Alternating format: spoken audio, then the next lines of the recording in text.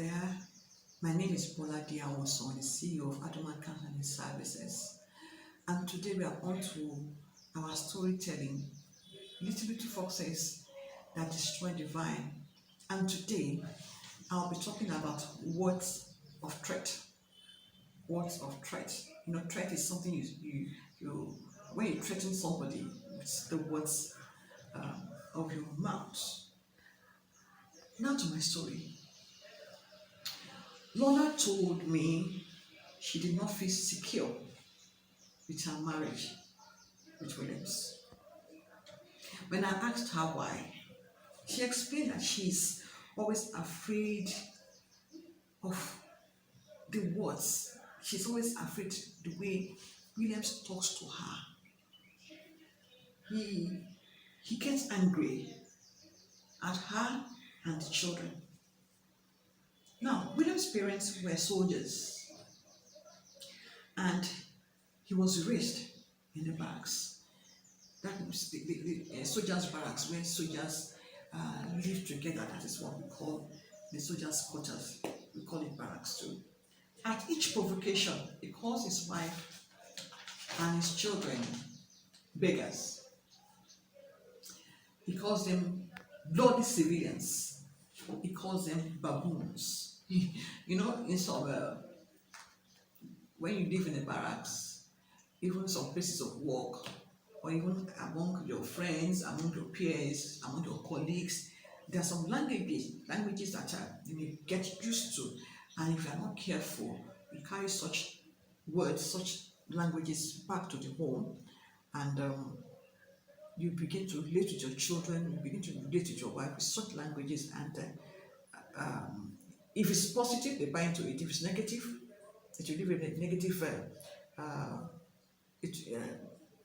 They feel somehow about it, and if you are the kind of person that does not take to correction, it becomes a problem in the home. Now, when the children try to explain issues to Williams, his response is always obey before complaining. Now that's, with soldiers and police and all that, the word that obey before complain.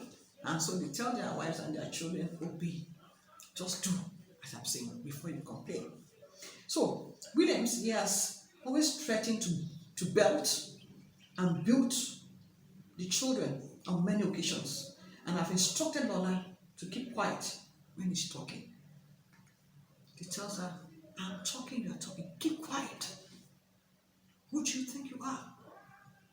You keep quiet when I'm talking. Obey.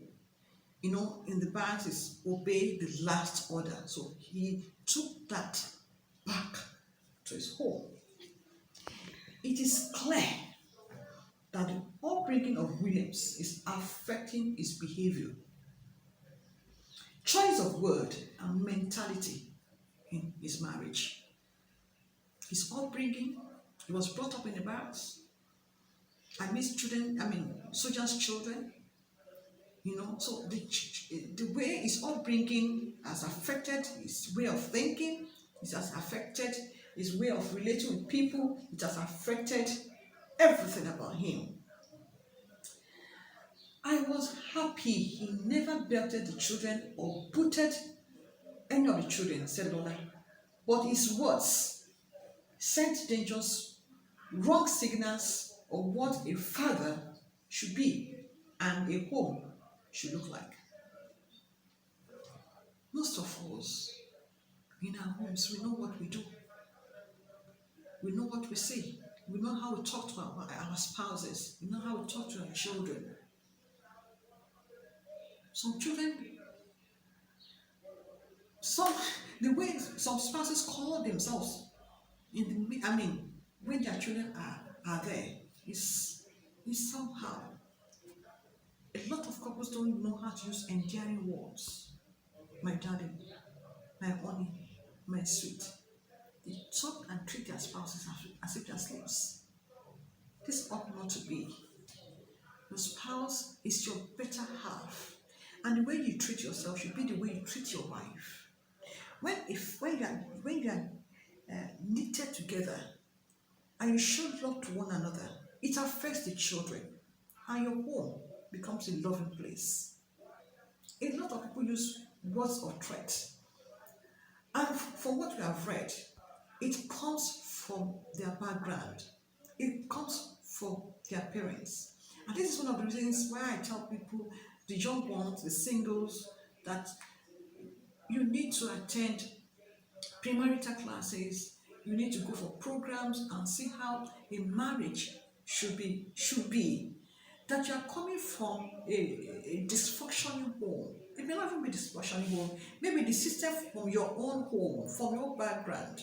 And the world is evolving. The world is not stagnant. The way our parents did their own marriage some years back is different from how it is right now. So you're out there, you're single, you're contemplating marriage or relationship. Don't take everything from your home and put it and use it as a yardstick to what you want to build with your friend. You need to take an account of where you are coming from, things you need to drop, and things you need, and new ideas. Don't use words of threat. In actual fact, negative words stick faster. It stays more in the brain than the positive ones. But positive words makes you to see life in a different light, makes you to live again, makes you to be loved, and you want to live. There are situations when somebody falls into coma or is not feeling well, and the doctors will ask that who does.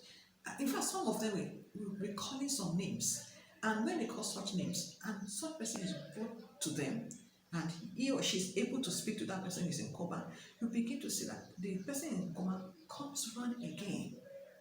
Let's learn to use loving words for our spouses and our children. Don't call them baboons, don't call them idiots, don't call them stupid.